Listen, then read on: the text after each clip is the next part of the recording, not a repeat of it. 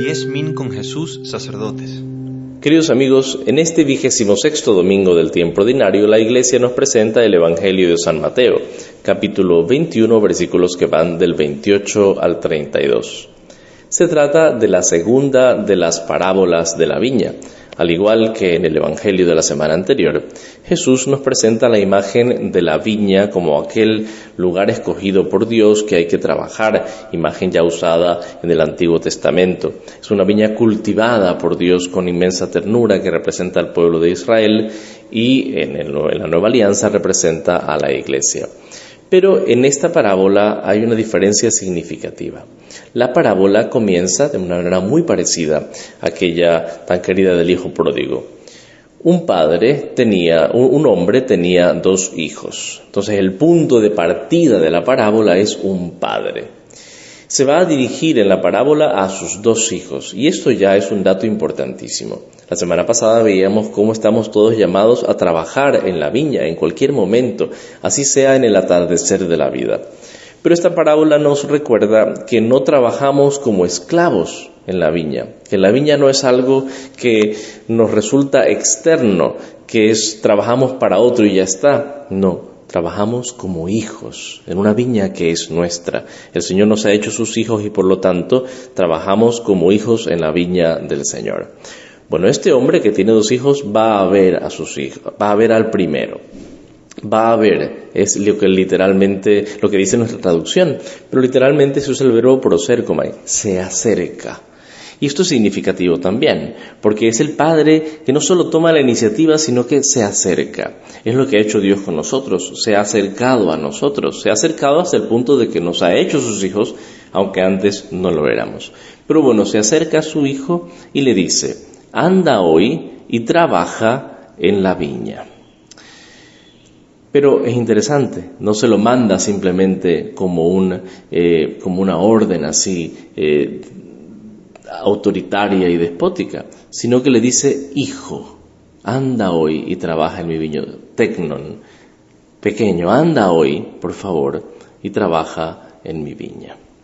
El verbo usado para trabajar es el verbo ergatsomai que ya encontrábamos la semana pasada, lo que nos recuerda que efectivamente nosotros somos por definición trabajadores de la viña del Señor. Pero somos trabajadores, repito, como hijos. El Padre nos pide que trabajemos. Y bueno, es interesantísima la respuesta del primero de los hijos. Le dice, muy suelto de huesos, no quiero. No quiero. El padre le pide que trabaje en la viña y el hijo le dice, como si no fuera nada, no quiero, no me da la gana.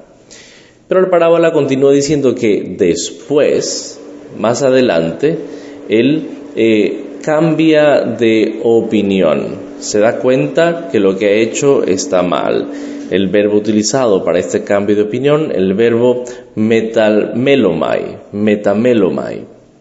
que significa efectivamente cambiar el juicio sobre los puntos de conducta en el pasado. O sea, sobre cosas que yo he hecho en el pasado, cambio mi juicio. Antes pensaba que estaba bien y ahora me doy cuenta que está mal. Entonces se arrepiente, se da cuenta que se ha equivocado y va. Entonces el primer hijo es un hijo al que el padre se acerca, le pide que vaya, le dice no, pero arrepentido va.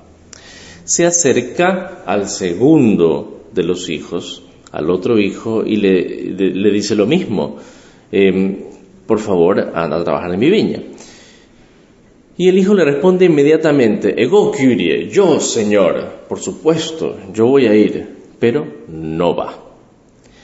Es decir, nos encontramos con 2 panoramas radicalmente distintos. Un hijo que dice que quiere ir, pero no va, que es el segundo, y el que dice que no quiere, pero al final termina yendo. Y la parábola concluye con una pregunta de Jesús. ¿Quién de estos 2 hizo la voluntad del Padre? Y que evidentemente le responden todos, el primero. Hasta aquí vamos a llegar para la primera parte de la reflexión.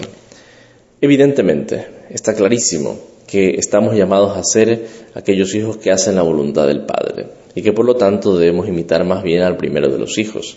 Y es interesante cómo Jesús presenta la figura de imitar como alguien a quien le cuesta hacer la voluntad de su Padre. Es profundamente consolador esto, porque nosotros podemos pensar muchas veces que tenemos que hacer la voluntad de Dios sin vacilar y de modo perfecto, y que si no nos nace, mejor no lo hacemos ya porque no nos nació, entonces para hacer algo que no me nace, mejor no hacerlo. Pero en realidad, obedecer al Padre es muchísimas veces hacer algo que no nos nace. No nos nace porque nuestra naturaleza está, en cierto modo, inclinada al pecado, a pesar de haber sido redimidos, y porque, además de eso, pues nosotros hemos pecado y hemos sido mediocres y hemos sido tibios. Entonces muchas veces aquello que Dios nos pide, sacrificarnos más, amar más, entregarnos más a nuestra familia, ser personas que realmente se den por completo, no nos nace. Y es lo que ocurre aquí, no le nace. Y como no le nace, dice que no, pero luego cambia de opinión. Entonces es emocionante cómo Jesús nos invita a identificarnos no con alguien perfecto que nunca se equivoca. Sin duda, esa es la meta es Cristo que inmediatamente y prontamente dice sí al Padre. Pero es como Jesús nos estuviera diciendo, yo sé que les cuesta mucho hacer lo que les pide mi Padre muchas veces, pero háganse esa fuerza interior, hagan ese cambio de lo que dice, digamos, las ganas, el corazón, las apetencias, no quiero, a lo que realmente les va a hacer bien, y vayan. Pero es importante, si bien sabemos cuál es la conducta correcta, que es la del primer hijo, es importante recordar y analizar la conducta del segundo hijo, porque nosotros nos parecemos muchas veces más al segundo que al primero. El segundo, el padre le pide algo y dice inmediatamente, sí señor, aquí estoy, a las órdenes, casi que se cuadra ante el padre y le dice que sí, pero luego no va. Y es muchas veces nuestra actitud, es decir, le decimos que sí a Dios, aparentemente somos cristianos, le hemos dicho que sí en nuestro bautismo, le decimos que sí cada vez que renovamos nuestra fe, todos los domingos, y especialmente pienso en la vigilia pascual, cuando renunciamos a Satanás y nos volvemos a comprometer a creer firmemente en Dios y vivir como cristianos, decimos que sí muchas veces y luego efectivamente vivimos de una manera desordenada, vivimos como si Dios no existiera, vivimos olvidándonos del Señor, de su gracia y de su amor. No cabe la menor duda entonces que debemos hacer un cambio profundo en nuestra vida. Debemos cambiar definitivamente nuestro modo de pensar y de vivir. Recordemos cómo esta palabra nos trae a la mente el final del Sermón de la Montaña en el capítulo 7 del mismo Evangelio de Mateo. No todo el que me dice Señor, Señor, entrará en el reino de los cielos, sino el que hace la voluntad de mi Padre. Entonces, repito, nos identificamos con el primer hijo porque le cuesta, pero lo hace. Pero en realidad nos parecemos más al segundo y tenemos que cuestionarnos en cuántas cosas le hemos dicho que sí a Dios y al final no lo hemos hecho. Y luego de esta conclusión, Jesús da una conclusión segunda fuertísima. En verdad les digo que los publicanos y las prostitutas van a estar delante de ustedes en el reino de Dios. Aquellos que le escuchan a Jesús son personas piadosas, personas que le quieren, personas que realmente aparentemente aman a Dios, pero no hacen la voluntad de Dios. Es la típica definición del fariseo que el mismo Jesús dará luego en el capítulo 23. Dicen y no hacen la voluntad de Dios. Y como no hacen la voluntad de Dios, lo que Jesús les dice es terrible.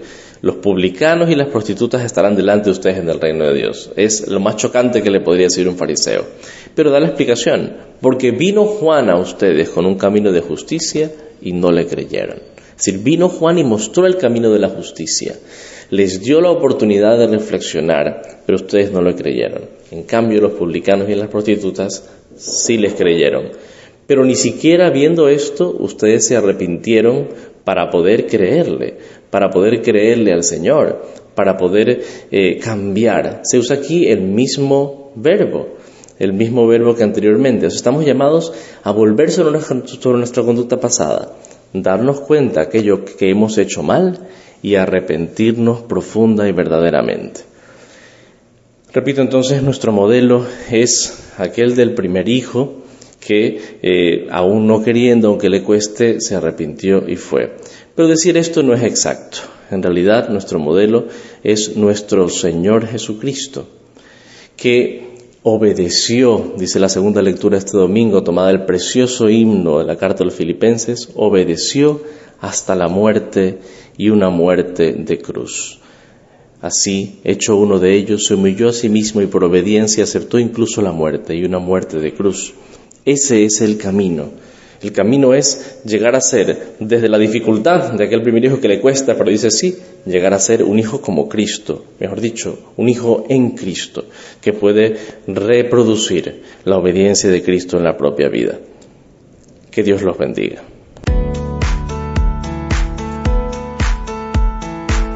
Yes Min con Jesús, América Latina.